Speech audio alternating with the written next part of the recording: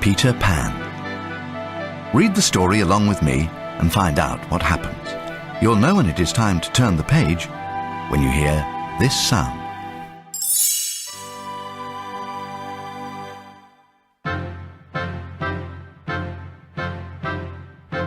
Wendy Darling and her brothers, John and little Michael, were restless. It was almost their bedtime, but they weren't sleepy at all. "What shall we play?" asked John with a sigh.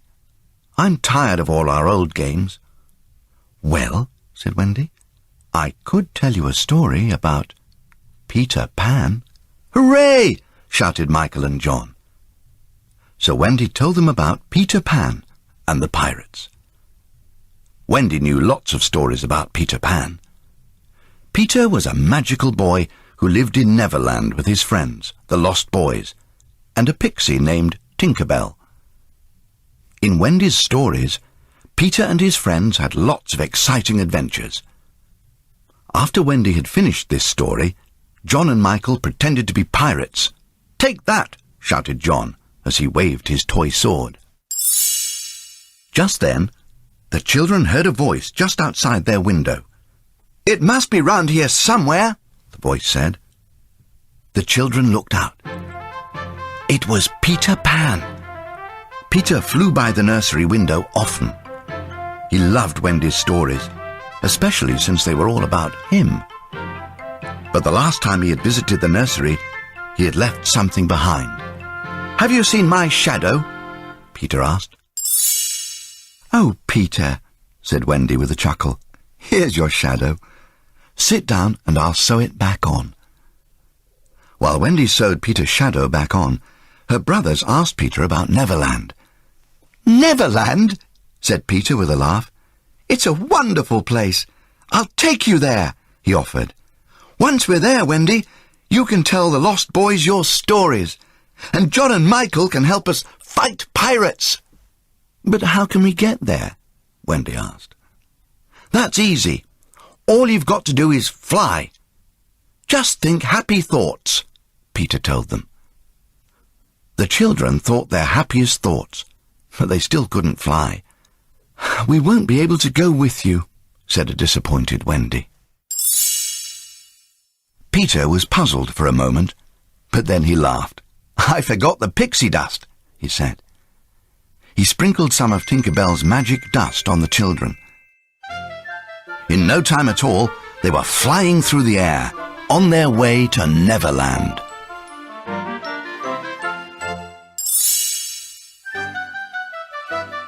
Before the children knew it, they had reached Neverland. Wendy sighed and said, "Oh, Peter, it's just as I dreamed it would be." Suddenly, they heard a mighty boom, and a cannonball zoomed past them. It had come from the pirate ship below, which belonged to Captain Hook, Peter's enemy. The captain had lost his left hand fighting with Peter, and a hungry crocodile had swallowed it. Now Captain Hook spent all his time trying to catch Peter Pan. "Don't be scared," said Peter.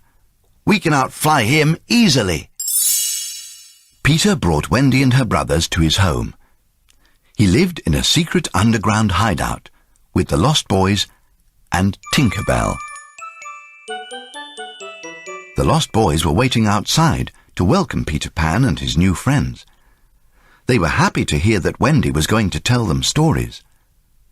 But Tinker Bell was unhappy. She thought Peter Pan liked his new friends better than he liked her. She was especially jealous of Wendy.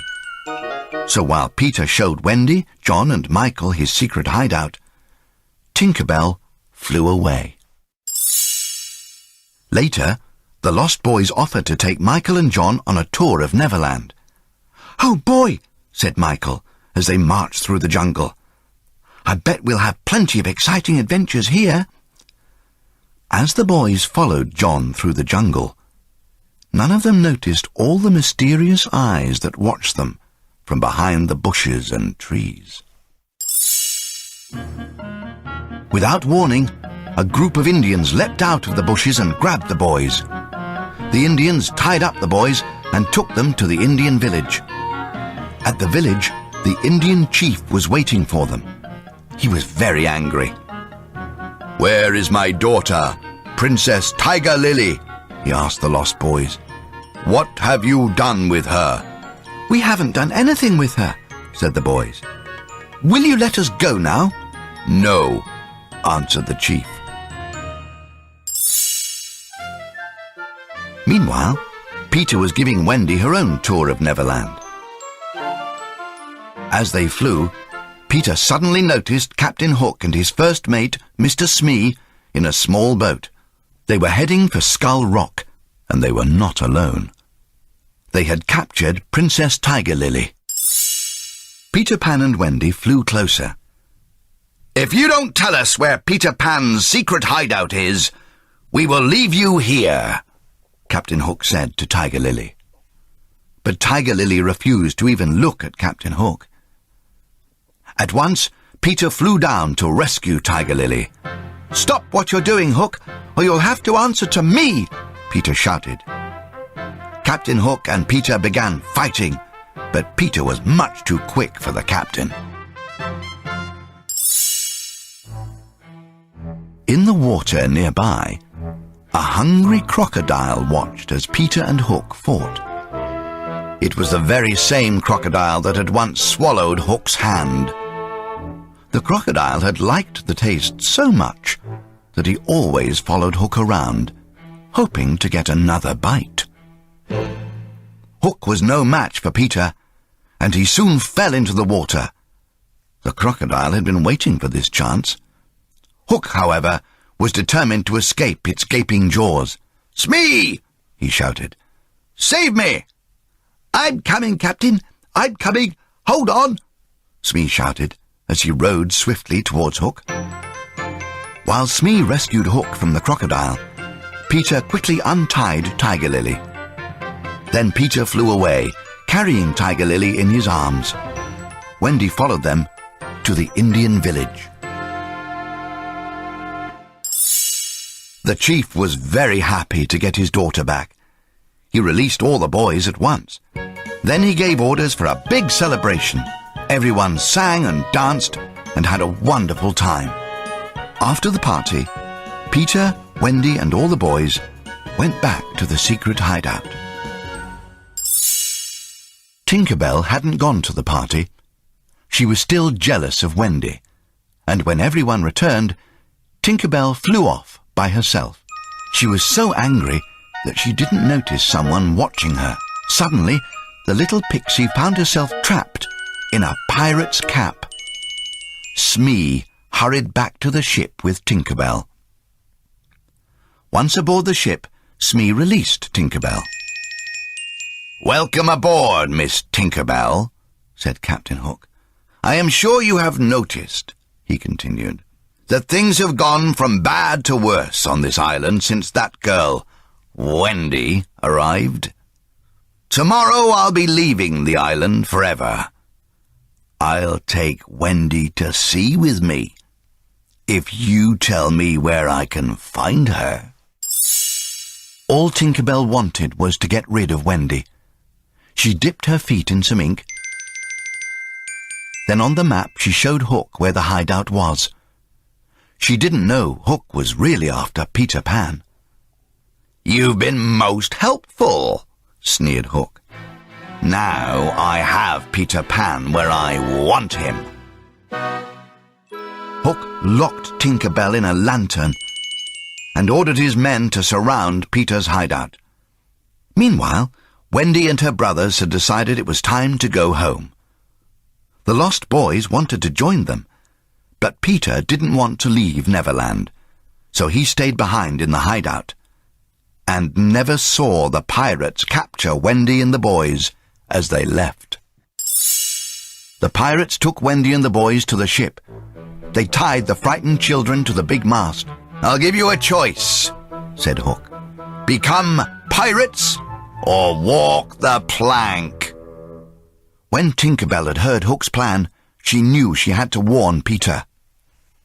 she was finally able to break the glass in the lantern and escape. Then she quickly flew back to the hideout. Excitedly, she told Peter that he had to save Wendy and the boys. Back on the pirate ship, Captain Hook was demanding an answer. "What will it be?" said Hook. "A pirate's life or the plank?" "I'm sure Peter will rescue us," Wendy whispered to the boys. Then, bravely, she said to Captain Hook, "We will never become pirates. We will die first." And she walked onto the plank and jumped off. Everyone waited for the splash, but the splash never came. Peter Pan arrived just in time to catch Wendy as she fell. "Oh, Peter, I knew you would come," Wendy said happily. Peter took Wendy to a safe place. Then he returned to fight Hook. "I'll get you this time, Peter Pan," cried Captain Hook. The two began fighting while the children and the pirates watched. As always, Peter was much quicker and smarter than the captain.